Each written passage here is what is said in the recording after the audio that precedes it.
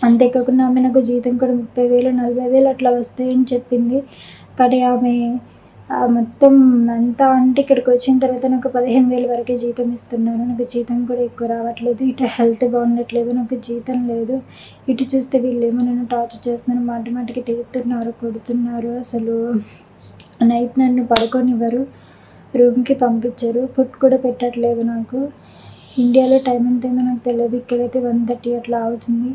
ఈ టైం వరకు కూడా నాతో పని చేయించుకుంటారు. మళ్ళీ పొద్దున్నే లెగిస్తారు. నాకు నిద్ర సరిపోవట్లేదు, నాకు ఒంట్లో బాగుండట్లేదని చెప్పినా కూడా వినరు.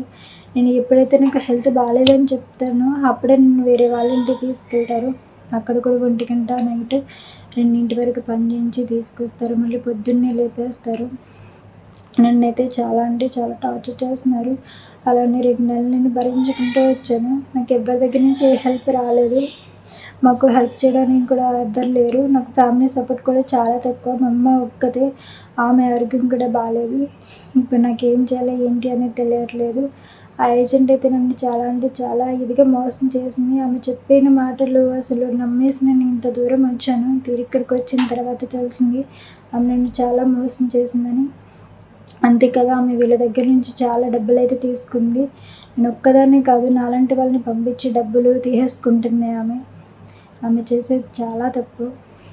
నన్ను ఎట్లయినా రక్షించండి. నాకు అసలు ఫుడ్ పెట్టట్లేదు వీళ్ళు. నేను 4 డేస్ అయింది ఫుడ్ తిని. నన్ను అసలు పట్టించుకోవట్లేదు. ఈరోజు కూడా నాకు వామిటింగ్స్ అయ్యాయి. వామిటింగ్స్ అవుతున్నాయి మేడం అని చెప్పినందుకు నన్ను ఈరోజు బయటికి తీసుకెళ్ళి వేరే వాళ్ళ ఇంటికి తీసుకెళ్ళి పని చేయించి ఈ టైంకి తీసుకొచ్చారు నన్ను రూమ్‌కి. నన్నైతే చాలా టార్చర్ చేస్తున్నారు. నాకు బాలేదు, నేను చేయలేనని చెప్తుంటే ఒక్కోసారి నన్ను కొడుతున్నారు, తిడుతున్నారు. అసలు ఇష్టం వచ్చినట్టు నన్నైతే ఇది చేస్తున్నారు. నేనంతా తట్టుకోలేకపోతున్నాను. 2 మంత్స్ భరించాను. ఇంక నా వల్ల కావట్లేదు.